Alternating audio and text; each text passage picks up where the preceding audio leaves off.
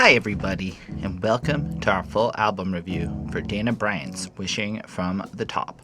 This is a Patreon request brought to us from Mr. Lindell Williams, who has asked us to cover this over here on the Classic Quest podcast, the show where we typically go through the classic hip-hop albums. This is a little different. I don't know that that's the right label for this, to be honest. I might be wrong. But either way, we'll be breaking down every single track on Dana Bryant's Wishing from the Top, as well as a bonus song, The Jackal. On that note, my name is Holden Stefan Roy. I am your lady friend, Bonnie. And we look forward to seeing all of your comments, what you have to say, your experiences with this when you first encountered Dana Bryant in your life. This is also our 1 week late ladies episode. We do try to dedicate episode to the ladies every 10 episodes just to make sure there is a representation of female artists on this channel. And with all that said, there's a bunch of tracks to still talk about. So before we get into it, special thanks to the patrons, Ismail Gadamsi, Chris Prado, Jonathan Barnes, DJ Black Hurricane, Linda Williams, and Scribble. We'll touch on that at the end. On that note, why don't you reintroduce the artist that we'll be talking about today, your lady friend Bonnie. So we are covering, once more, Dana Bryant's Wishing from the Top, which came out, I couldn't find a specific date when this album came out, but I found, 1996 was the year, so that's kind of it. Did you find the date? I didn't look. Okay. She has a French Wikipedia. There's a yeah? French I couldn't find Wikipedia page. anything. I read the French Wikipedia page, and I thought it was interesting that somebody made a French Wikipedia page about an American artist, but there's no English Wikipedia page. From what I could tell, she luckily did for us, spoken word poetry. we She understand seemed, French. from what I could gather off of that French wiki page, she was one of those multi-talented poet, artist ladies who just kind of was everywhere and did everything for a while. Cool. I'll be honest, I've never heard of Dana Bryant. Having listened to what this album is, this might be the second album like this that we've ever covered. Because there is, I don't know if you did it, but at one point in time, Mr. Lindell Williams used his patron powers to make us listen to Henry Rollins' album, which I don't know if you did that one, but it was really talky poetry over... Was that one kind of like a B.B. King, sort of like guitar? It was like... Henry Rollins is such a distinct voice. It might not have been with you, but either way, it was like him talking over this like instrumental poetry style, etc. And I just kind of thought it was cool because my favorite part of these patron requests is over time, each of them has such like a distinct personality. And Lindell's freaking eclectic, and I wasn't me. And in my whole life, I would never have like even sought this style of jazz-infused poetry in my. I would never have thought to listen to these. I don't know that like. It's pretty specific, like in terms of like what it sounds like. But I feel like Lindell saw this shit in his life at some point and wanted to share a piece of his like cultural history with us, and I think that's been like a super cool part of what this journey is. It's like somebody asked me recently why we're in like the comments, why we felt the need to like review classics that were like clearly regarded as classics, and my response is kind of like, this is a quest, hence the name of the show, the Classic Quest, but it's more of a public journey with a lot less embarrassment these days towards a lot less. It's probably real cringe to watch our old stuff, but it's been like a really public journey of like kind of gaining a threshold into a foundational understanding of hip-hop culture, of things that are far beyond our limited reality here in Montreal. And I'll be honest, it's definitely opened like I think all of our eyes to like more of the world, and I think that's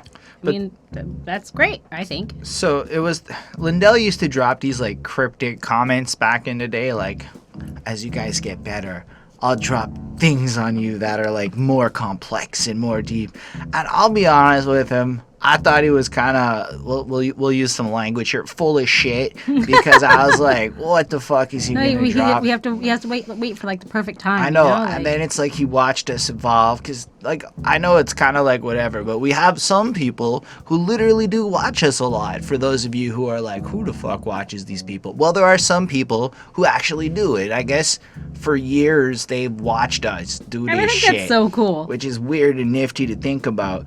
And I guess I'm getting confessional because my gut reaction goes, this is not going to be our most popping episode. This is for you, Lindell. So shout out to the fans. That's what's up. But like, I'll give it to you, Lindell. This is some shit that 3 years ago would have fucked me up and I would have not... When you hear my grade, Lindell, you'll understand what I mean. When you see how I review this, you're going to see what I mean. But I think it's okay for us to, like, migrate towards doing the album. What do you think of the cover and all of that, the title?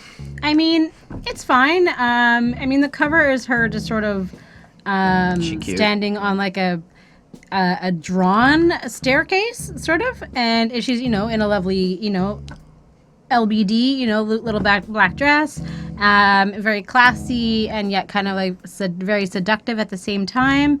And like the background is just like pure white with like the lettering of like the album. Just says "Wishing from the Top," Dana Bryant. Yeah, I mean it just has like that there, but it's in like sort of like hip hop font, I would say. So I think that's kind of like cool as well. It's a very simple cover. Yeah, simple cover. Just I like lovely the lady. fact that like it kind of reminds me of an old-timey feel where it's super simple, just draws attention to her, letting you know it's Dana Bryant. She's wishing from the top, the top of that ladder. I mean, I guess we'll talk about what wishing from the top means. She does have a whole song dedicated to that. Yeah. I don't know. I guess these are songs. Yeah, I would call them songs.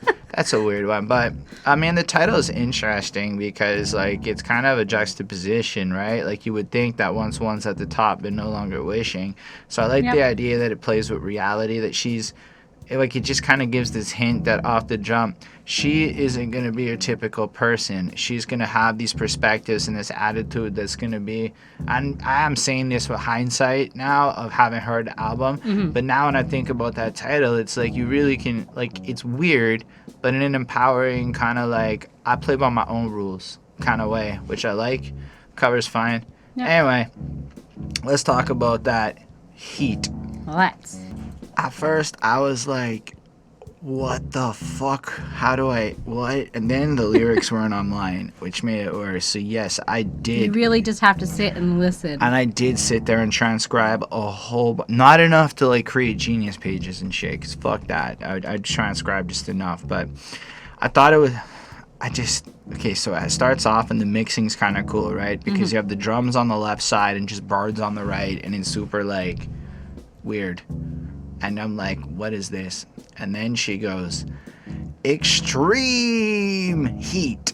And I'm like, and the way she says it, like, I don't think, like, I can't do it without sounding like I'm fucking racist. I'll be honest with you. It would come off like I'm trying to do some black lady voice. And I Which can't, you kind of are. Because in a way where if I were to do it, it would look like a caricature, I think. So I know the limits of life. And, but like she just, I know, Bonnie, you'll talk on her though. Lindell, okay. I was like, what the fuck, man?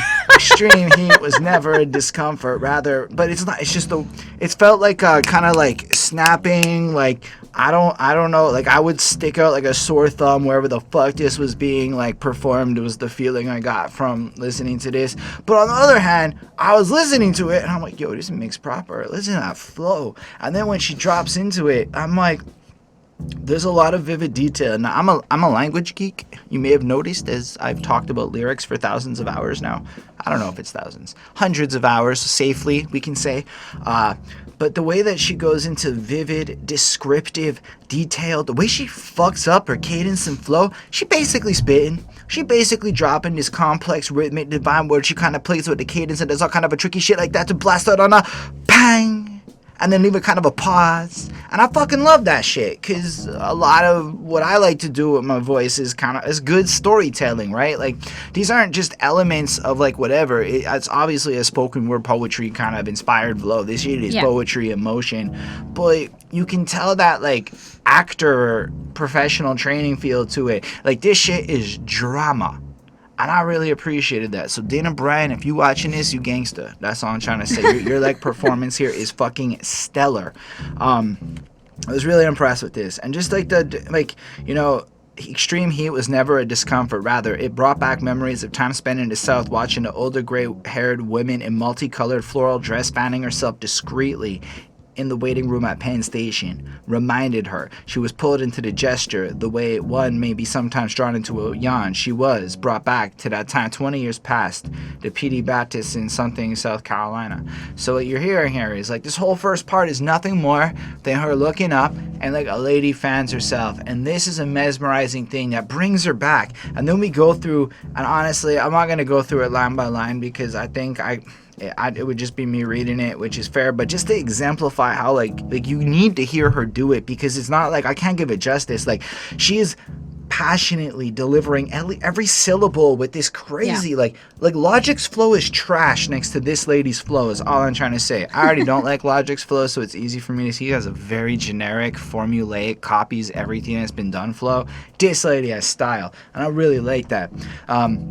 Where elderly women could be heard to sing righteous gospel very well, whilst finally continuing between hallelujahs and amens. The round brown arms and bellies were swathed in too tight dresses, something under perfectly positioned straw hats. She remembers the fans. And like, she just, well, sometimes it just like change shit up to be like, drop it to like this super seductive, like, I want to suck your dick level of tone, but like saying something innocuous while in church. And I'm like, this lady's, she's a seductress. This lady, she had men all like she had groupie options is all I'm trying to say. This one sounds like she could. She's got a pretty like, she can change up her voice a lot, so she can kind of be whatever you find sexy, really. I mean, all of this kind of is to really go, I don't get why people complain about the heat. Like, it really just sounds like this innocuous thing to kind of point out, like, y'all are missing out on something great that I appreciate. And, like, at the end of the day, like, yeah, heat has a sexual undertone, and that does exist in this song. There's attention to, like, how sexualized she makes church sound, which does tie into that religion thing later on, so maybe it's, like, a thing to her. And I don't know how overarching it all is, but this felt like just like a scene in a movie spit out, like somebody's telling me a story, but it was just so innocent, but like still surprisingly as interesting as any, like, just because of how she did it. Like, I feel like she slapped the shit out of a bunch of people being like, how are you complaining about the heat? Somebody like her who just can't stand the heat and is freaking annoying. This shit, like, I'm a winter girl. Like, I gave this song a 5 on 5. I thought it was... Damn, cool. Like, look at that flow. It would take forever to learn how to, like... Not forever. It would take a while to learn how to, like, spit this properly. Point by point. Syllable for syllable. Cleanly. With the kind of rhythm and cadence she drops. Like, they're just, like, to try to learn this? Fuck, Bad and Bougie's easy by comparison, is what I'm trying to say. Like, some of these tracks seem, like, fancy... But if you look at the technical proficiency of this lady's delivery, it blew me out the water. The production on this is super enjoyable. It's got such a swagger to it. Would I ever seek this out again in my life to put on? Probably not, unless I was trying to impress somebody with my vast understanding of stuff. This would be something I'd throw on to show off. Otherwise, I would never listen to it again. Because to me, like, I got it. I got the appreciation of it. It's like going to look at a painting. You get the appreciation of the painting, good to fucking go again. I don't need to see that painting again. This shit imprinted Mona onto Lisa, me. one and done. Get the fuck out of here. It's just, like, I would never listen to this. But the fact that I did makes me feel more cultured. And, like, I didn't know how much I really dug this shit. Anyway. Well, that's really cool. Yeah, I mean... I thought that this was, like, really cool. It definitely, like, when you first listen to it, like, the first time I listened to it, it definitely, like, hits you. Like, you're like, whoa, this is what this is going to be? And you're like, are you not really sure? And, like, then as you keep going, you realize, yes. But, sorry. So I very much like the beat. There's just, like, one simple, like, kind of, like, hand drum and, like, the sound of crickets. And it was, like, very, like, 60s inspired. It feels like it kind of gives me, like, that sort of vibe, like something that, we hear in Montreal, like something you might hear at the Tam Tams. I don't know. Is there a thing where people go and play drums and get high in your city? Because that's what the Tam Tams do every single Sunday. And everybody just goes onto the mountain and just smokes weed. So that's that. So anyways, it's pretty funky. The beat definitely changes and becomes like more upbeat as the song goes on. And she has like a really great voice. It's definitely kind of more like a story, and she is definitely like reflecting on like memories past. And like, you know, I think like certain, when it's very hot out, like you do kind of tend to sit and think because it's too hot to do anything. And so you do start kind of like remembering things, and summers are usually like a time where you make a lot of memories. So I think that, you know, if she kind of, you know, was in the South, and it definitely kind of feels like you said, like a movie being told, like a narrator of a movie, and you're seeing the scene being set. I can't even think of like what movie it is, but it definitely feels like that. But yeah, and like she definitely sounds really like cool and so smooth and everything.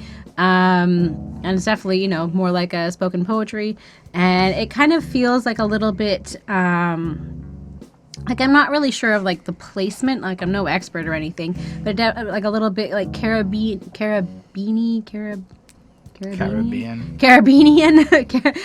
or like African inspired, yeah, but like with an E at the end. Okay. Anyways, like it feels more like that. It feels like something that I would listen to, going on like a car like road trip or something like that. It's nice, and it's definitely a different sound and a different style of album that we've looked at in a long time. So I thought it was pretty cool. I gave it a 4.25 on 5. All right. Well, like I said, Dana Bryant has a title track. Yep. And it's called Wishing from the Top. So wishing from the top means to only keep dreaming, to live with your heads up in the cloud. Done. Secret's out. We got it. Yep. So it's I will comment on it, but Bonnie, you should go first. All right. This one definitely like feels nice. It just has like such like a smooth, nice instrument, and like the feeling. We got the wooden fish again. I feel like we've had that a couple times recently. Like that's a cool instrument. Bring that back. And sort of about time. And you know, like what, you know, the limited time that you have in this world, and like what you can kind of do with it, and like how to use your time a little bit. So, you know, like you said, it's wishing from the top means to kind of, you know, keep your head in the clouds, keep dreaming, keep moving forward, and, keep using your mind, I think. And also like enjoy what you've been given in life. And like, you know, she's kind of saying like, humans need to help other humans, to be happy. Like, we can help each other. And by doing that, we're happy ourselves. And I think that that's like a, very true. I mean, yeah, so do that. And for me, this song reminded me, and like some of her songs a little bit, interestingly enough, kind of remind me, if anybody's from Canada, I know she's a Canadian artist. I don't know if like she really like had much like airplay elsewhere, but Amanda Marshall on this one, if anybody remembers her. I had like all of her albums, huge fan when I was like a teenager. So yeah, loved her. So it kind of reminds me of that. So she's kind of like, maybe she would have been more like on my radar. This was like 1996. I wasn't a teenager quite then, but yeah, I mean it's pretty cool. So, and it's just sort of, just wish for everything, and it's quite positive and like motivating and like just like friendly, and just sort of like let go and just like speak your mind, be free, and no matter where you are, if you're at the top or if you're on the bottom rung, just keep on wishing. And it's positive, it's unique, it's kind of cool, and I thought it was pretty great, so I gave it a 4.5 on 5. So I really appreciate this, because I'm gonna be real with y'all. I'm an artist, and I'm straight up a capitalist whore. Like, I straight up go to work and I make that money, And because I have that cash coming in, it's not a great salary, but in honestly, not to sound callous, but these quarantine times, I'm very employed and my job is really fucking safe. And that means I get to make art during this period, and I get to still make moves, and we get to live like with an uninterrupted level of comfort, except for the fact that we're quarantined inside our apartment because Quebec shut down. What? Has your place shut down? Are you still out there in one of those states? Was people's infecting everyone? Or has y'all shit been shut down like Quebec? Quarantine party up in here. Anyway, this is our lives, yo. I don't have a lot of fun. This is my life. This is what I'm dealing with. But at least 24/7. Get to work out, so she gets to watch me pace. You know what's up? Been losing weight. We keeping that grind up. We coming out to quarantine skinnier, I'm at least gonna grind that shit out. I can't promise it for everybody. But what I'm trying to convey is when I hear this kind of song, it taps into like both sides of me. Because on the one hand, it's an appeal for me to like speak out, be free, do my shit. But then I'm also like, I never got to make art when I made that my priority. Right. I only got to make art when I capitalized. When I realized that creating art is and has always been a business from the ancient days of the Renaissance to whatever. Troubadours used to go around, poets in particular, would go around the different places like Iceland, like these different countries, and they would spit their shit. And they would tailor all their shit to sell out all the pop bangers at a time so that motherfucker would like feed them. And they would write the king a song that was complete bullshit, basically sucking his dick just to get like meals and gifts. And that's what they would do. So yes, poets, it's always been capitalist. Work hard for your money. This track totally preaches this unrealistic version of art, in my opinion. The amount of people who can live the 6 to 12 life and just be free and somehow make enough money to pull it off is such a minority. There are only 10% of rappers in all of Canada that live off their art. Did you guys know that? That means 10% of the rappers in my country. That includes fucking Drake, Mad Child, Classified. These are guys in this list. All the people on OVO, like that means that if there's maybe whatever amount of rappers, 10% can just live off their rap or their art. The rest of us have jobs. So when I hear something like this, I'm like, was it really like that in the 90s? You could just have this free life of 6 to 12ing it, and like that just made sense? Because I feel like anybody that's choosing that shit. She was also like, maybe she was young, like, you know, she's working at like like if it's about like going to bartending and some, like I can kind of get it, but I feel like she gets to go around everywhere and just be a poet and spit her shit and jam out, and that's the way I feel like she's spinning this. Like she gets to be this artist troubadour. And I'm like, that's such a good fantasy to so few get to actually indulge, yo. Because most of the people I know who did that and didn't make it are really whiny at my age and can't make art. So I feel like maybe those 9 to 5 people who then proceed to also be 6 to 12 people are the real fucking heroes. And it isn't about the division. It's the 9 to 12 people that are the grinders. And that's, I don't know, my life. So I'm not trying to be like whatever. It's just this was all that popped into my head. Because like, yo, she's like, you know, girl, when are you going to get a job instead of wishing from the top? I'm like, that's a fair question. Why did Dana Bryant have one album and then disappear? But she was, you know, like you said on her French Wikipedia page, she was doing all kinds of things. And I'm not trying to be like a shithead. I really respect... What are you up to today? Yeah, that's fair. And maybe she just hid. She made her banked up, made a bunch of behind-the-scenes investments, and that's totally fine. etc. Or, you know, maybe she had kids or got married or whatever. So I take back my harsh statement. But it was more like... I totally appreciate the sentiment of this, but I feel like it tanks 95% of artists' careers to try to live like that. And the ones who get jobs, illegal or otherwise, because if you're doing a little thing on the side and it involves selling narcotics or whatever your side hustle, you're still working. It's still a fucking job. You still got to be a customer service rep and all that shit, you know? Anyway. This comes in with great harmonizing, just the way, the beautiful sounds of his beat and whatnot. It's really cool. And the way she like presents it, like the $64,000 question. Now, I'm going to just preface this. She was obviously a young lady at the time when she wrote this. And like, I'm a 32-year-old man, and maybe like at 23, I'd totally empathize with her a lot more. I'm just looking at this from my perspective of knowledge now and being an old man shithead. Anyway, the $64,000 question. You got seconds left to live your life. Hell is frozen over. The delusion. You have time to wait till next year to arrive. I mean, maybe. But if I quit and next year arrives and shit's fucked up, I don't know. Seems like, okay. You are seized by indecision, by a deep abiding fear of recognition that the jig is up. You won't gain by not going there. You might as well stop calling your bad logic bad luck. Fooling others with your delusions of moral superiority. And I'm like, yo, this sounds like a time when people could buy houses. You know, like, it doesn't sound like the millennial area like she's describing here. Like there's like a disconnect between the reality I face and the message she put in. Like, I don't think going to work anymore is viewed like, it's more like, how do you live, you know? And maybe that's the point. I guess. Maybe I'm not pissing it all to wins, but even the artists I know that are like grinding it out effectively have jobs and work all the fucking time. It's not 6 to 12. It's all the fucking time if they're not employed. So if we all just end up doing 80 hours a week, you know, like, I don't know. It's just kind of like, I was thinking about this track a little bit because I felt like it took shot, you know, like I guess said, like it was a conflict inside of me. It appeals to two different portions. Right. Anyway, so you've been given an opportunity to go on and say whatever is out loud. Wish. Yeah, I did. I just said a lot of what was on my mind. I've been doing that the whole... I do. That's what this podcast is, literally. Yep.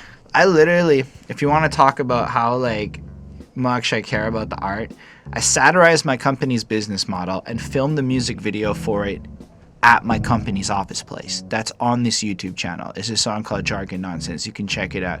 I made fun of my company at work on a track I filmed there. And then they all looked at it and everyone loved it. I was pretty clear for anyone who listened what the fuck I did. It was social commentary. So let me be clear. I'm totally okay to lose my job and for the sake of my art. Not that I'm trying to. I'm just okay with it. I would rather stay gainfully employed with the comfort that comes from being able to freely think and philosophize, read books, and grow and learn and all that bullshit. Yeah. Health too, man. I can stay fit in the quarantine because we bought an elliptical and a VR. So you get the point. Is what I'm trying to say is being the capitalist and doing the 9 to 5 as well as the 6 to 12 allowed me to have this life. It wasn't one or the other. It was both. Anyway. The song's alright. She's fun with it. Good news, the creator has a master plan for folks like you and me. It is through the other members of the human race that happiness can be a possibility. The help of a stranger who is your teacher. The help of a friend whose soulmate's supposed to be. The help of a wise old woman who looks like the cross between Don King and Spike Lee. All of this is fine. It's just like, you know, work with each other and learn from each other and be open-minded and whatever. The outro bit, selling the idea of dreaming and humility, basically let go and be free. I would argue if you want to be a successful artist, sell the fuck out and learn some business tactics, because the problem is you're competing against people with business intelligence, AI, and a lot of shit you never had to compete with before. Back when talent mattered, everything she said is true. Now that business matters, it's not even a fair fucking game because talent isn't even on the table. Talent is overlooked in so many regards. Because marketing matters more than talent in 2020 in our current world, and we can all act like whatever. But you know what song I've been fucking bumping the most this week? What? Coronavirus! You know, like that fucking Cardi B jam. Why? Because it's fucking banging. It's the stupidest shit. Its composition is literally nothing, and it's just a Cardi B sample on repeat. But in times like this, do I really want to sit there and have to digest Killer Mike's intensity and political commentary? Or do I... You know what? No, just let me hear Cardi B scream at me for a while. So I'm part of the fucking problem, and I know it. Anyway. Good to know. I really love this song, all things considered, because it did challenge and provoke me. And at the end of the day, is that not what poetry and shit's supposed to do? 4.5 on 5. Cool. All right. I guess we can talk about some fashion and style with Heavy Mellow. All right. Too many. All right, Bonnie, do your thing. I mean, I don't really have like anything extraordinary to say about this one. This one is pretty funky though. She's just sort of like questioning what she looks like and if she changes, you know, she would dress like Heavy Mellow. And so it's just sort of like that sort of like interesting sort of thing to think about, because it's just like a thought. It's not like I don't know. And she's just kind of talking about what it's like to be like a black woman and like her like metaphors or her similes or whatever. You know, her ears fill with wax when you whisper that you love her, like, you know, in her ear. And it's just like these interesting thoughts, I guess. I don't know. And like, you know, does like whispering, does it like stimulate earwax growth? Like, is that something that happens? You know, do the ears get stimulated? I don't know. And so she just kind of has like sort of like some weird, unique thoughts. And you know, it's very poetic and very interesting. And I mean, I thought it was very cool. I loved it. So I give it a 4.4 on 5. I thought it sounded sultry and seductive. Like, straight up, she's trying to fuck me through the record, which I liked, because I like it when people try to seduce me. It's fun. And so I totally was sitting here going, I know why Lindell likes this album. Like, it took me, like, a couple of tracks, and then I looked at Lindell's comment, and I'm like, I get it. I understand the impact this lady's sultry kind of voice has as you may be listening to it over and over again, and you're like, okay, maybe I need a break to go, conjugate with my partner. Okay. But, you know, then she drops this really strong sounding message, which I thought was, again, a cool juxtaposition, how she's almost using, like, sex to sell her politics, which is a cool thing in general.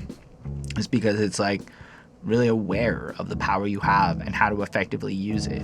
But if I wear my bells on my toes, beat a ring through my nose, bang a tom-tom to the crack of dawn, upsetting PC politicals. And I'm like, wait a second, PC's been a term for that long? Anyway, whose idea of the proper black aesthetic may not include allusions to stop and fetch it? And I thought that was cool because there probably is this whole group of people that are like, this is what it is to be black, and this is how you're supposed to dress, and this is whatever. And then it's a lot of, every group probably does this bullshit with their cliquey nonsense. And the question is should people be allowed to dress in a particular way or be a particular way or not, you know? And then, so it kind of sounds like her questioning the social norms that exist, and by contrast of the permitted rules of what she's supposed to be. So she's not actually doing these things. She's fantasizing about almost like what she wishes she could do. So it's pretty cool. Or if I play my music loud, stomping up a jackhammer funkalicious on a religious observance day. And I'm like, yo, that's a good one. Because motherfuckers all over Montreal, and especially all the older people, they're like, fuck that, those kids play their obnoxious music up in the bus, and it's so blah blah. And I'm like, fucking play that music, kids. Do that shit. You know why? Because we need some of that in the world. Why do we have to listen to the bus driver shit? Although the other day the bus driver had Papa Roach playing, and I was like, that's freaking cool. But usually the bus driver plays some bullshit. Well, sometimes it's just or the bus radio. driver's just playing trap music. All right. So if I'm going to get trap music from the bus driver, why can't I get some underground bangers from the teenagers and get my culture on? You know? Like how prissy are you that only certain kinds of music can be played in public? Like, it's some bullshit. And honestly, it's pretty racist because it's often just fuck rap music. That's often the political understanding I have. It's inappropriate. So, like, I look at this shit, like, I respect this, like, desire to, like, defy shit. If I hook a spangled nose ring through my nipple, I'm like, yeah. Rapper clashing. Oh, what the fuck did I just do? I push some button and give me a quick second here. Anyway, so wrap a clash and feather bow around my Kangol spray, a fesh, puma, skibs, green and purple, declaring my new aesthetic, heavy mellow. And I'm like, I don't even know if I transcribed those words correctly. I don't know what a lot of that meant. I just pictured her coming through strong, doing her thing, and I was like, you do you. I respect it. I think that's it. I think, like, sometimes I kind of got lost in her words, and I wasn't sure what she was kind of, what exactly she was talking about, but you kind of get, like, the gist of it. I also liked when she went, if I sit absentmindedly, something legs open in a skirt, because that's how I do my best thinking. And you just, like, picture her sitting in an unladylike position, pondering the world, and maybe being judged for it. Because people were probably bigger dicks about that shit 24 years ago, or 40. Is it? No? More than that. It is 24 years ago. Holy shit, I'm an old man now.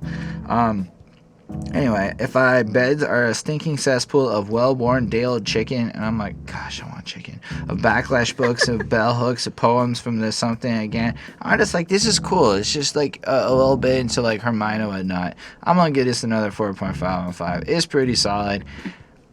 I'm not gonna say that I believe I am the target demographic that she was trying to speak to, but I also feel like hearing her words makes me kind of learn more and hear somebody, like, I like hearing these kinds of perspectives that are so far out of my regular life. Like, I would never have encountered this, and I feel like this is cool. It's like, this is fun.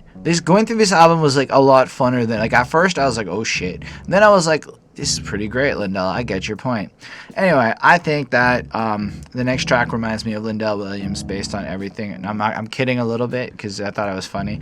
Cat Daddy at the Sugah Shack. All right. This is fucking ridiculous. So you hear this suave guy. Oh, yes, indeed, mama. You're about to enter the Cat Daddy zone, that of he who fathers felines but never chases bone. I'm the man. The one, the real Cat Daddy, so debonair, but oh so rare. To have me will never be to own me, but I'm through, you really won't care. So he's a fucking player, and he's gonna come through with his swagged out shit. And at first I was like, does Lindell want to be the Cat Daddy? Anyway, sounds like he gets laid though. Don't get me wrong. It sounds like he gets nookie, but it also sounds like he's skeezy as fuck. And then she responds, oh my god, you cannot believe the audacity, the unmitigated gall of this jive-talking, staggerly in a jumpsuit wearing can't get a job because he's too busy dodging boats and ropes on the Batman something fantasy land he living in. Okay, I thought he was kind of cute. I called. And that was amazing. Like, so all that talk about how like fucking ridiculous it is, and at the end of the day it worked, it hooked her. But she's clearly talking to her friend or whatever, and when she calls, you get the Cat Daddy's fucking voicemail. You have reached the Cat Daddy line. All the Cat Daddy, all the time. This is a 24 hours a day, 7 days a week, 365 a year, strictly for the kittens. Meow. It's basically like that, and I thought it was hilarious. He's like, too much for television. Go, I was over. Check the number, 1-800 call. So it almost feels like it's a bit of a social commentary on how sleazy this catcally fucking asshole kind of guy really is, and it doesn't really impress her much. But then the friend calls up the Cat Daddy and goes, my name's Felice, because yesterday I was in the Pussy Palace and now I'm down by the curb and what. He's like, yeah, indeed, little darling, this is a personal announcement from the Cat Daddy. The cat, the whole cat, and anything but the cat, putting the tiger in your tank as if it were. I'm like, this is the creepiest shit ever. But then it's like the fact that she tells her friend about it, and her friend like goes almost behind her back, runs off instantly to go fuck him. You know, like that's kind of how this plays out. Yep. I'm like, at the end of the day, it just has this elevator 70s fucking porn music sound to it. Like you just picture the dude with the mustache thrust in his hips doing his shit. 4.25 on 5. It is probably of equal quality in terms of any objective. Like, but this shit is just so preposterous and ridiculous to listen to. But it makes a great point. It's just so over the top. It's like it goes so deep with it that it's hard to take seriously by any means. Yeah. It definitely sounds so smooth, and like the guy in this one definitely has like a nice, deep, smooth voice, and, you know, which is appropriate for this song. And she's kind of like taken aback with him, but she did think that, you know, he's still kind of cute, but he's obviously like a player, and she, you know, sees and knows that, you know, girls are after this guy, and that he cat calls, you know, and that's kind of what it is. And I don't know. I mean, I don't really have too much else to say. I like her attitude. I think she's kind of got an interesting like thought of like the way she tells her stories. It's well made and it has a nice beat. So I mean, I give it a 4 on 5. All right, next track is Bone Simple. Yep. All right, Bonnie, go for it. So this one is like her music. It sounds like it should be like played behind like a digital art show at a contemporary art museum or something. It just kind of gave me like that feeling. And it's just sort of like, you know, she's just kind of talking about like that she will be gentle and kind of like describing all the ways that she will please, you know, the guy that she's trying to be with or whatever. And like what type of like kind of bone simple woman she is. And, you know, she loves you, and, you know, she's solid, like her love for you, and like, you know, she's there for you. And she definitely sounds very like wise and, you know, kind of. And then at the end we have sort of like where he has like messed up, and, you know, like she I guess, like, you know, she kind of says that you need to cherish me, and, like, you know, he kind of doesn't cherish her necessarily. So it's a nice beat, and it's sort of like, you know, quite bone simple, kind of how she feels, and kind of like, I don't know if she's cutthroat necessarily, but she doesn't necessarily like dealing with that kind of stuff. And it definitely sounds like a direct example from a situation that she's been in, and feels very honest about kind of like dealing with that situation. So I give it a 4.5 on 5. I think it's very powerful. It definitely has this like wavy kind of smooth beat where Yeah. it just feels like maybe like a low-end EDM track, almost like this ambient kind of track. And then she just kind of talks over it with this power and this passion. And the thing about this track is it has like a timeline. Like, it starts off when she meets this guy and she just kind of expresses her love for this person, you know, like, I'm real black, bold, and simple. I'm the kind of blue Nile gold runs like through Texas pea oil and long ridges and kinky hair, braided twists and the jewels adorning wrists. But lover, did it ever occur to you to cherish me? Love, did it ever occur to you to cherish me? Sorry, I guess it starts more like she's powerful, she's basically a queen, and then kind of commenting about And that's how this. she should be treated. And Every then, woman. whatever you want, sugar is here for you. I got it. I'll run cool water down. She's gonna make him real happy. All this other shit. Why? Because she loves him. And at the end of the day, she's like, I'm not afraid. I won't run because my love for you is rock steady, like no other you've ever known. Putting it very simply, my love is solid to the bone. So what we're seeing about her is she's pretty straightforward. She's blunt. She's cutthroat in her words. It's to what it is. She's simple. She's telling you what she wants. And it's your choice to listen. She wants you to cherish her. This is your actions, though, you know? So 5 months and 7 months of bliss are not so easy to throw away. So it's like time has gone on and she's not feeling appreciated, but she's built this foundation and she doesn't want to fuck up. So I stay and empty my pockets searching for a sign and trace. And I like the idea of emptying our pockets. Like, there's a cost here to waste this time, to go through this hope, this last trace or whisper of your last offer, the scent you gave me one spring, a jog potent memories which to you don't mean a thing. So these memories of like her love and her falling for him and all the things that kind of attracted in the first place, which evidently were nothing to him, you know? And then 1 o'clock in the morning is the time you decide to call to say you'll be late. No excuses, no train delays, and you knew dinner was at 8. You grab a 6-pack, the remote control, so much for a romantic date. What would it take for you to cherish me, to think about the choices you make? I'm like, yeah, I've been that guy. I'm not that guy. I've been that guy. I mean, I guess we've all messed up at some point, right? No, but like when I was younger, I was a lot more selfish. But this just sounds like a guy who's taking from a woman who gives. She's caring. She's willing to give it all. She's simple. She's laid it down. She's told you the truth. And then at the end of the day, he sounds oblivious. Like he's just not caring. He's not simple. He's just a liar a little bit and takes advantage is how it feels when I read that. I thought it was really, really great. I give it a 4.5. I really appreciate how she lays down emotion, the way power is over it. The same kind of shit, the descriptive rhythmic nature, all the same shit. She does it like in every track. So she does it in every track, all of them. She's really cool with her versatility. But yeah, that's all I got to say about that. The next one's like fucking long. It's stupidly long. It's called Religion. Yeah, let's talk about that. This is a long 7.5 minute love song where she obsesses over the dude like he's religion. That's the track in a nutshell.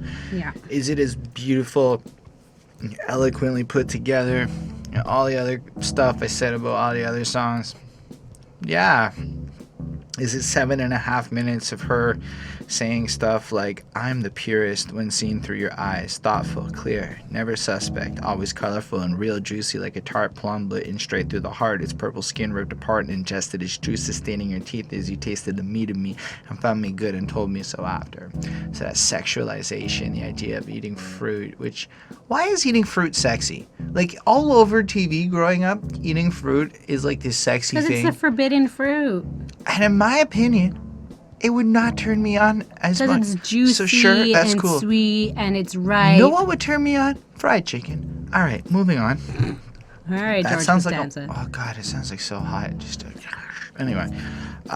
So I love her poetry again, but like, I don't know. This one, like, I'm not the biggest romance love song kind of guy. I feel like this is beautiful fantasy that she's creating here, like this idea of dedicating herself and faithfulness to a man like a religion. That sounds like the new part of a relationship. That doesn't sound like 5 years deep. That's all I'm saying.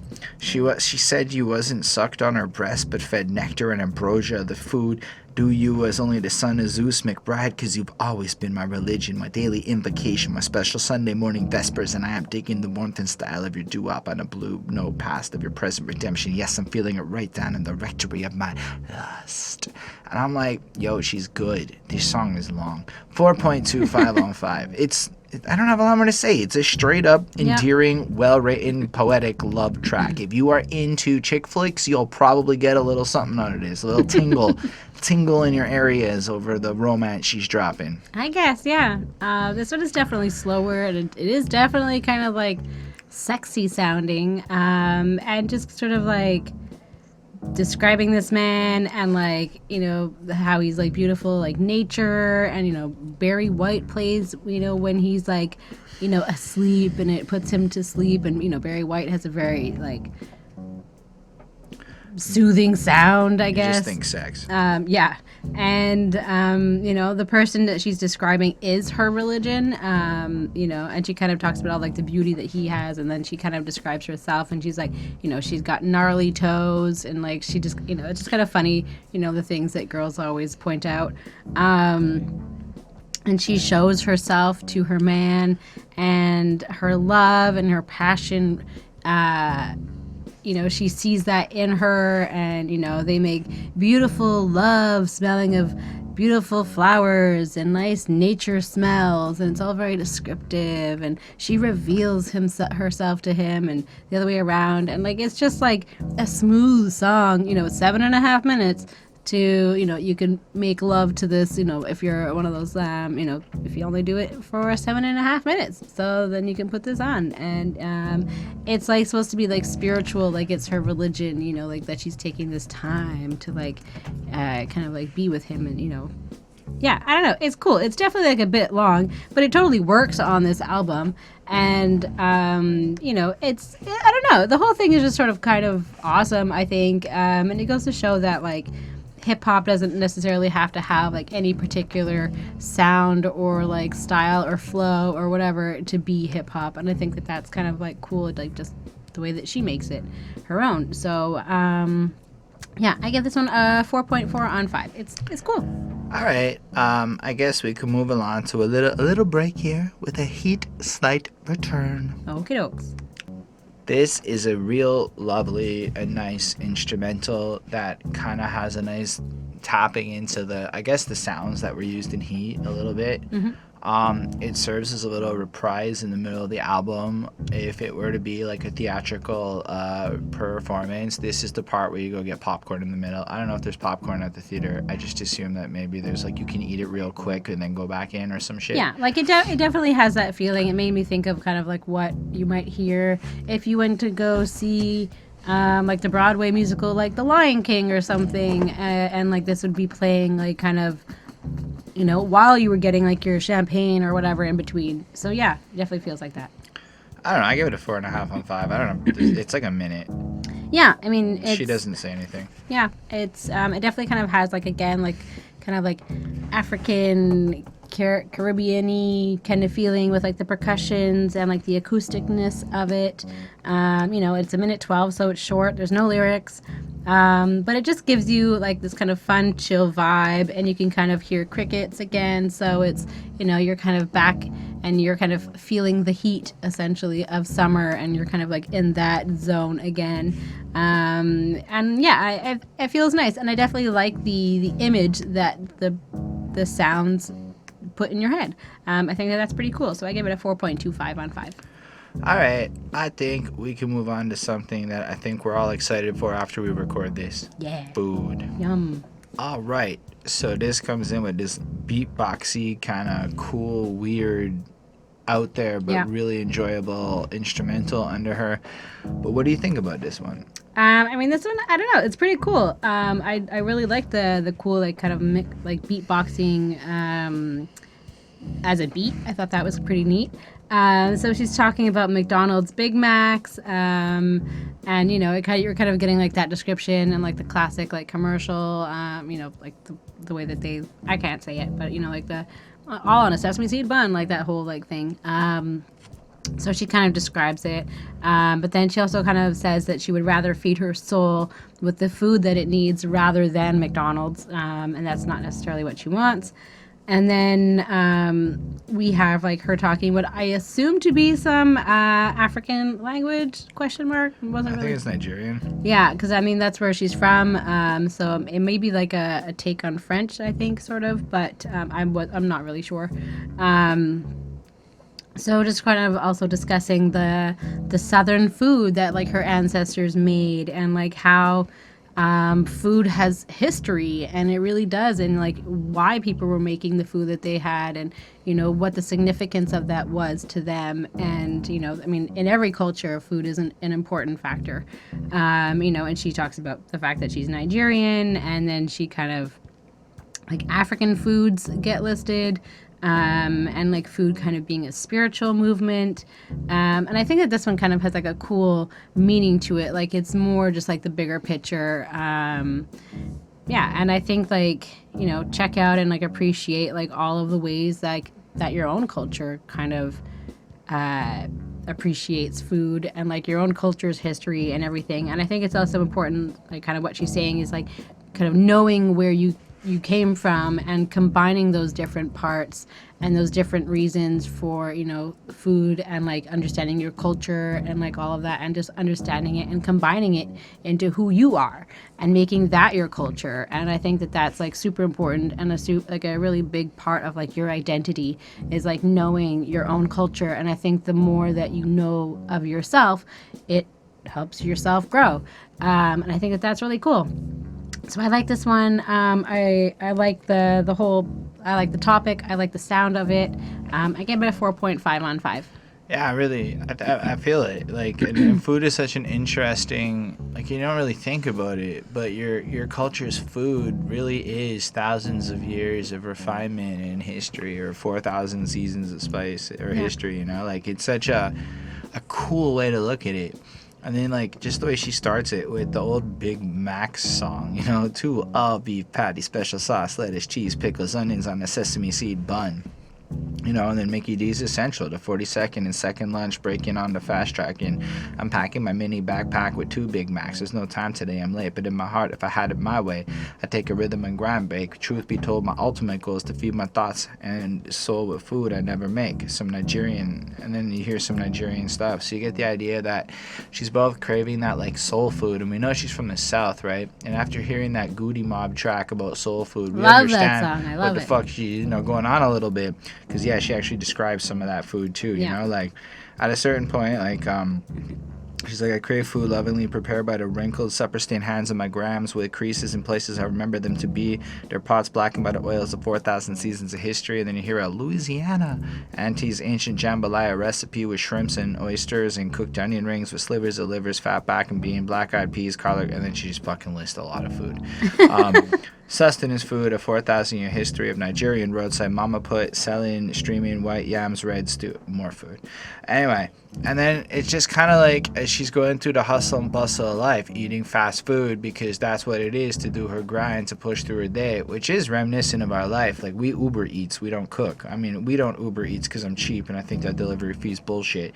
But there's no delivery fee right now. We order food a lot more than we should because we're in that age where, like, kind of like McDonald's. I don't like McDonald's, but let's say for the sake of example, the McDonald's quality food is just available, quick, easy, cheap, affordable, and often can give you leftovers. So when you get to moments like 5 after 8, I'm working late, another day I pass the test, the streets stew in traffic, people scrambling faster, cars hiccuping, garbage mess, another day, another dollar. In every way I play for power, and indigestion's the price I pay to win.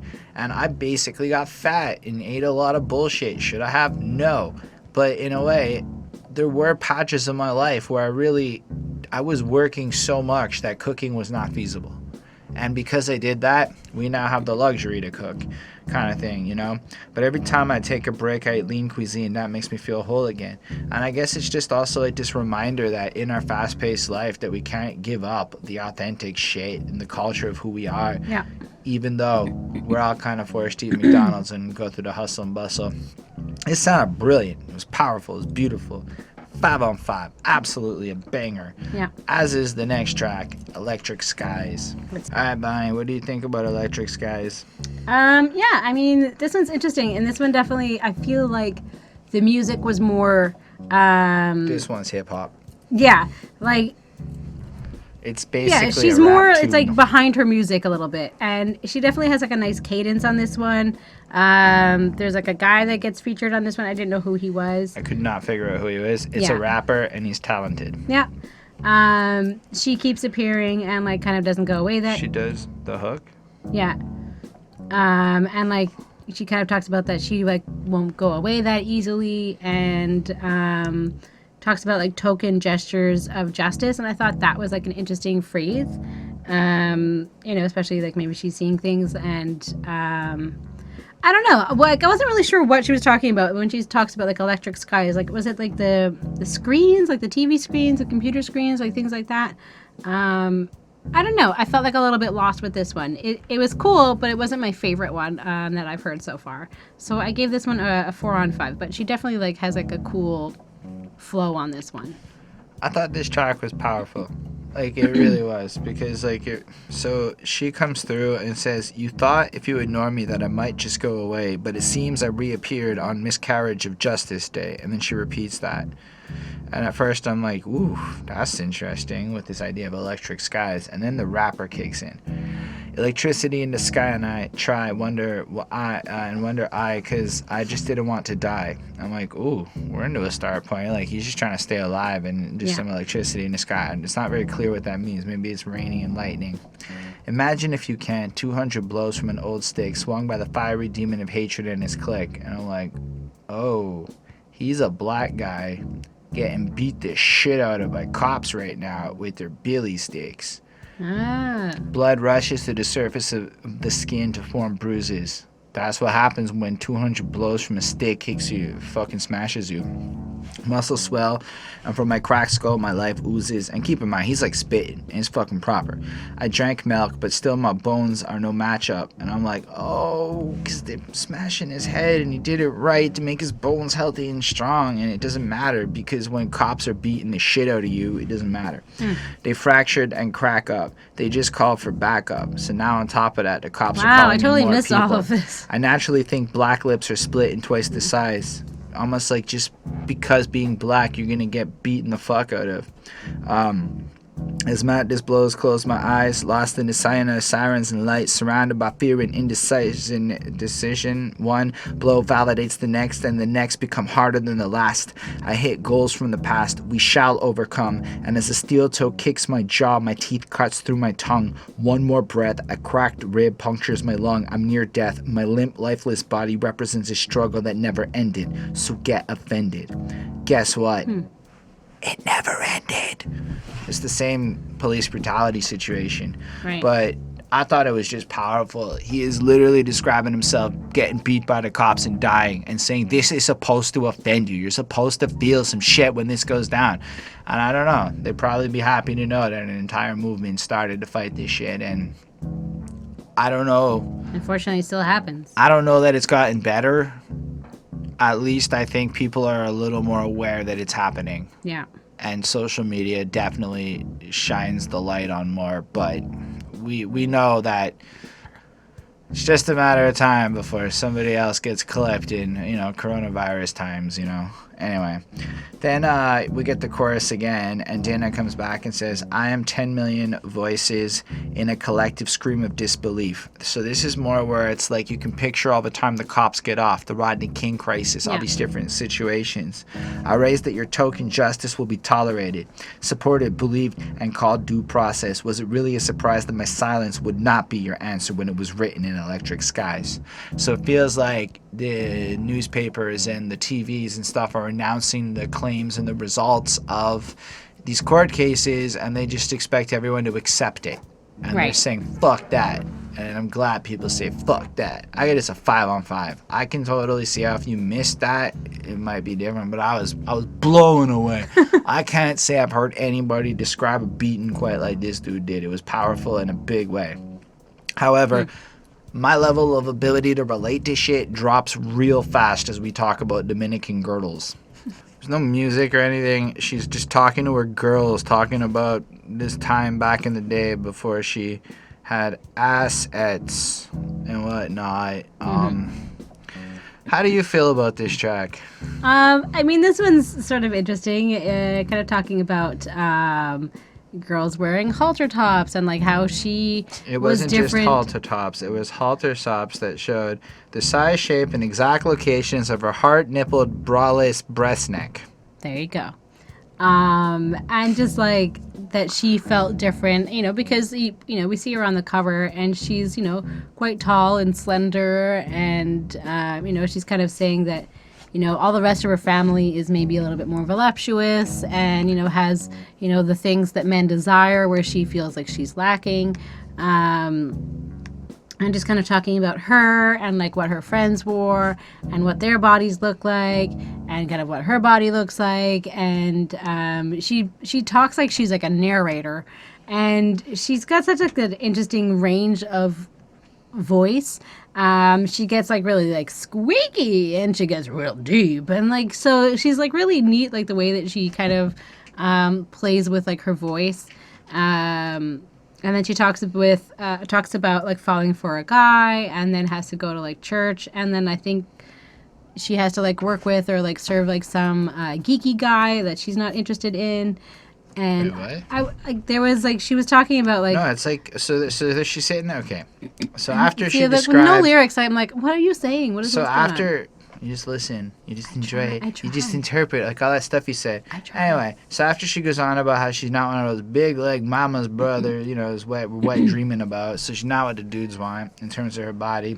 So anyway, then she kind of looks at her friend who has a booty, and she wants to. Weeks go by, she's praying puberty's gonna kick in, and she's gonna get like a little bit of titties and some ass. And I can imagine what it's like to be like kind of the person when everyone else is getting more voluptuous and getting all the attention, and the boys aren't coming over. Fair enough. Yep. Then some dude comes through. She's like the hottest guy, the one that she wants, but she's with her girls on the stoop. And it's her stoop, and they're planning on being the new girls in the hood.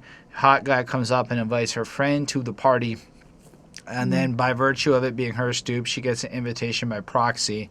And then they start discussing how she could complement her form and fake shit, like she wears like a tight black belt, and like then, you know she talks about, which stuffs like cinches her bra, in. and like, you know, they describe a Dominican girdle which they can't afford, which I googled, and I'm like, oh, those are very form. They're the ones that like really go all tight, and basically they're like, you know, like they definitely would help with some assets, if you catch my drift. And then it was like an interesting look at discovering what it meant to be like feminine and woman-y. And I'm like, yo, this is not for me. I'm like, I don't know what the fuck I could get out of this. I could see how a lot of people could empathize and relate and went through this struggle and had that moment. And I got 4-on-5. This was really boring for me. Like, it's not bad. It's just not. The third time I'm just like, okay, nobody fucking cares. I mean, lots of people might care. I don't fucking care. Yeah, I mean, so just like, I mean, the way that we morph what our bodies look like to try to make it seem like what we think the guys want, but then, you know, it all comes off anyways, and we are who we are, and we can't fake it anymore. So I just thought that was kind of interesting. And I think like the Dominican girdle has like the thing where it's not just like around your stomach. It goes, I think, over your hips and like your butt, and it comes down your legs. So you're basically wearing like shorts and like a girdle. And so it gives you like a booty, like there's like a curvature that's in the butt. So, yeah.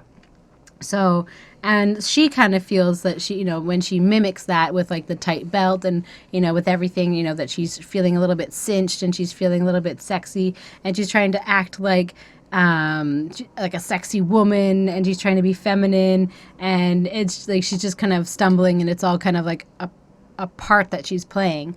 She kind of makes it like that, I think. And I think that that's very interesting. And I think that a lot of women feel that sometimes or all the time or whatever, that they're feeling like they're playing a part when they're not forced to, but like when they're having to wear like certain clothes to like appeal to whatever, like, I mean, pressures, right? But yeah, you can definitely, it's just cute because she's just like talking to her friends and like you can hear them like kind of reacting to everything that she's saying. And it's cool. She's captivating, even though like I don't really always like understand her slang or what she's saying exactly. But she definitely is a good kind of storyteller. So I give this one a 4.35 on 5. All right, we can move on to Ode to Chaka, Kahn, Canis, Rufus. So here I feel like first of all, this has got this funky, beautifully put together groove. Like you just get kind of caught into the music of what's happening here. And I believe this track is her kind of challenging back at the idea that what she does can't be music. And she's kind of like, it's like herself, like that is being described here. And this whole album is almost like a fuck you, what I do is music. Like that's why it is. She wasn't necessarily a musician. She made this album to say fuck all of y'all. But Electric Lady, knife in the curtain, open with the jewel finger, her hair laden with sensual sweet and hairs Medusa and rope, swinging hot embers, hammers, bells, I think. Her lips penter for salt and smacking sweet bad asses, tell me something good. Her stomach stripped of all but bronze blue flesh, beaded rings of baby peacock feathers, her hips swaying chains of lilies laced with sensimilia. I know what that is. So all things considered, I'm like, okay, she's describing herself, like her swag, this like notion of what it's supposed to be. Her crotch exploding light, mound of Venus raining salt and flame upon lifted stadium faces. I'm like, okay, so she got a powerful ass pussy that can spray like fucking happiness and joy across the audiences. She'd be Jungle Bunny, something howling at the moon. She'd be the voodoo child, Jimi Hendrix with strings to conjure up.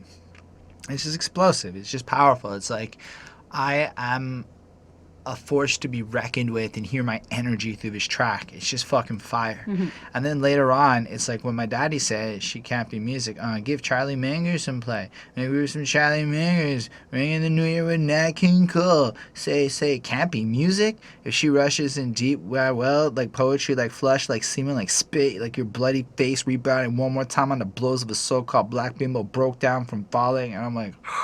damn, she's mad. And what I'm hearing her say in all of this is like actually like what I hear when people talk about the Beatles being the greatest shit of all time. It's like, oh, that's that old-timey crap that honestly doesn't make sense in this world. Like, they're just not... To me, the Beatles are highly overrated, and a lot of their success is related to the fact that I saw a meme that put it was the first time girls could get horny, and it was the first time anyone wrote to horny women. No shit. A bunch of goofy looking guys breaking social norms, singing to women. Oh fuck, they're the Usher of that era. The Beatles are vapid pop music. It's trash. This is some real shit. So like I feel like that. Like she's like kind of like, let me come through and make my music and have my place in this era. Stop trying to like go with your classics and your fucking whatever. Like, the fact is, people have such an adherence to tradition, right? So every year it's the same old shit. Christmas music sucks ass. It's just fucking awful. It's dreary, depressing, slow, mopey ass 40-year-old tracks getting remade by outdated pop stars trying to revive their careers. That's where the fuck Christmas music is actually at, okay? Can we be honest about that for a second? It's tradition, but it's bad tradition. We do it because it makes our parents happy or some shit. It's all garbage, but what it does is it prevents new tunes from being added to the lexicon of Christmas music. So the best thing we get is DMX doing Rudolph the Red-Nosed Reindeer. Okay? That was fire. Where the fuck is the DMX Christmas album? That would be amazing. Anyway, that would be fresh. But no, we'd be told, no, you have to put on Mariah Carey's All I Want for Christmas Is You. Fuck you. That song is trash. 4.5 on 5 for this track because it's got great energy. Yeah. This one definitely has more of like a jazz clubby vibe I'm getting. And I think it's really cool because like her voice is basically like an instrument, just like the way that she plays with it, and how she has like some like really cool like influxes on this one.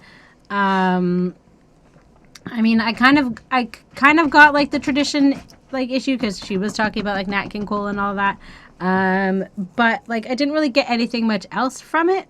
But like I feel like it works on this album, but I wouldn't necessarily put this one on by itself, like just to like as a standalone.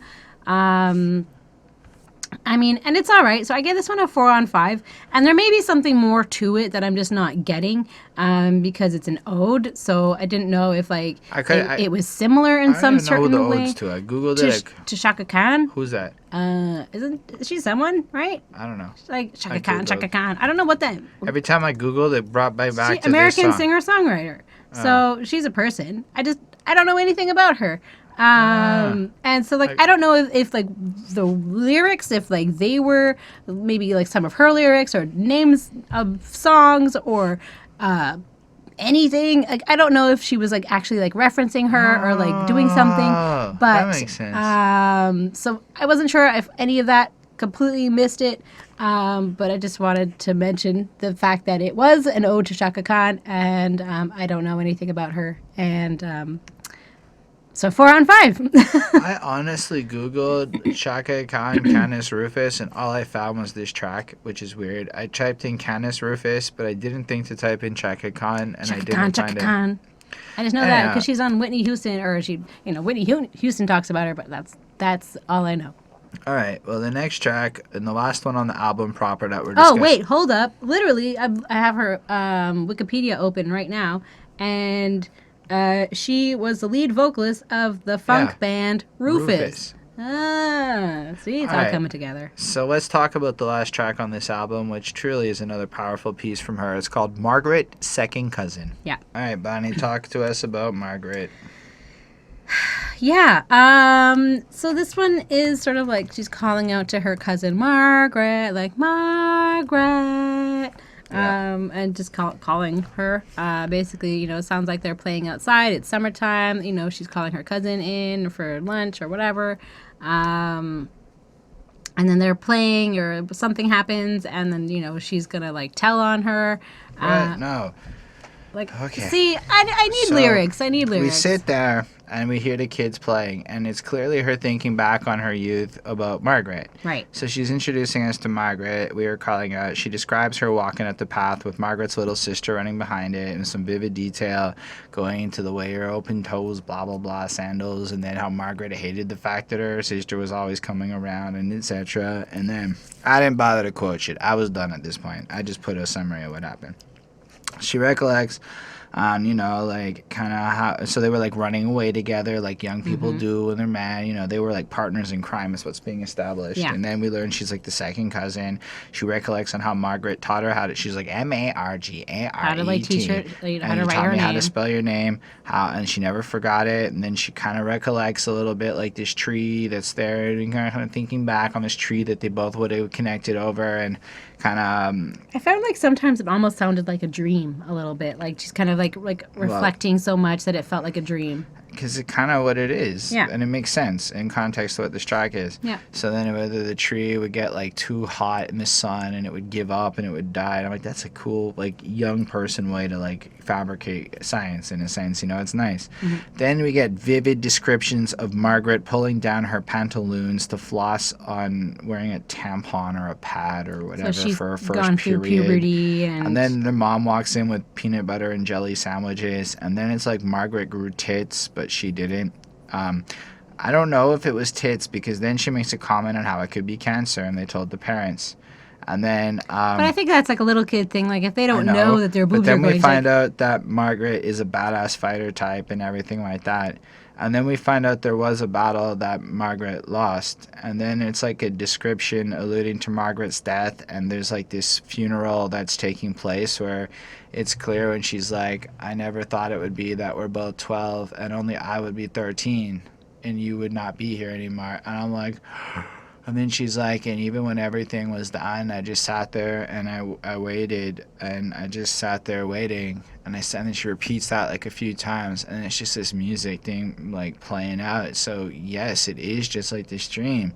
She's thinking about her like best friend from when she was young, who turns out it was cancer. It wasn't necessarily titties. It was kind of done in a way, and then it was, I guess, cancer or whatever the fuck happened. But even though she was such a fighter and everything, this was the battle she lost, and this was just her kind of remembering back on processing that death, and just how it ended. And then it's just nothing but a couple of minutes. It's like 6.5 minutes, but like half the song is just this beautiful instrumental. But like when she's screaming out waiting, like there's this rage to it. Like it's like from like, it's just, you feel the emotion all the way through it, and I just thought it was brilliant, and I gave it a 5 on 5 because like it's sad to think that like she lost her close friend like that, and like had to cope with that, and the way she layered it like this dream makes sense, because what is your memories of somebody that you lost 10 years ago gonna be like? This series of dreams.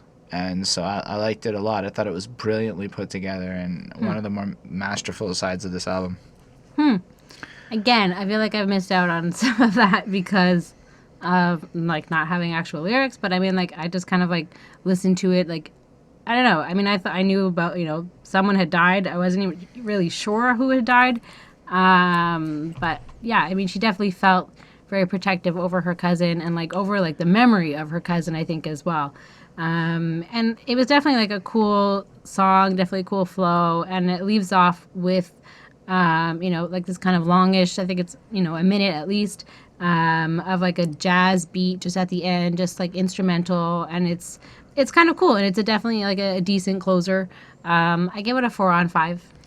All right, and then because we like Lindell, he said, "Can you also do Ronnie Jordan and Dana Bryant's The Jackal?" So we did. Yep. This one had the lyrics online. That was lovely. So this shit is a smooth, jazzy song, and it feels, so it's a little cautionary tale. Did I have to tell you about the man who changed my life? The one who I thought, oh Lord, when I saw him walking at the back of the bar, tall, lean, with broad shoulders, sweet lips, I know that I died and gone to chocolate heaven. And then he's got a suit from somewhere fancy. It wasn't local. You know, he was the kind of guy that could get any good girl in a chocolate. He's the Jackal. The Jackal, and she's doing a little dance because it's a music video and shit. Had a PhD in street stride. They called him the Jackal. He's a big Mac daddy. He's wheeling and dealing, and he's doing everything there. He was doing great, I guess, hustling, making all the shit. And when he meets the girls, he's like, "Yeah, I'm fucking cool. Is you a cat?" Because he's the cat daddy, which is also the Jackal, I guess. Yep. I don't know. That's what I kind of pictured. And then he goes to jail. And he's fucking alive. He'd be living in a park because he's a fucking degenerate. So the Jackal's an asshole. And I'm like, this is the most contrived fucking, like, ending. Yeah. It's not genuine sounding. It feels like it feels like, Dana, we need some lyrics. We need a cautionary tale to support this particular piece of thing we're making. And da-da-da. And it just... It's like 80%, ooh, the Jackal's got the magic dick and makes my panties wet. And 20%, but that guy ended up being an asshole. Like, what is the lesson you're trying to tell? Young girls are going to go fuck that guy because of you. I think it's a story for the man. I think that it's a warning that, you know, sometimes, like, also, you know, like, to remind yourself that, you know, if you're this type of person, just be careful. You might get into some trouble. Maybe this is some privileged-ass perspective, but if you think you're going to die by 25, this is a shit cautionary message. Okay, I guess. I mean, it's like you're gonna have if that's necessarily her, great like, fun.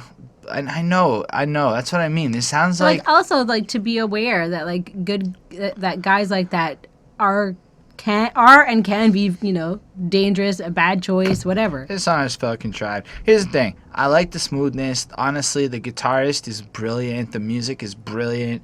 The song up until the really shitty forced outro, because it's really just. He's awesome. He changed my life. We don't hear about any of that. That never gets expounded or explored upon. She describes this hot guy that walks in, turns out he's a street thug, and then 20 years has gone by and he's a hobo. How did she change his life? What did she do? Did they fuck? Did they date?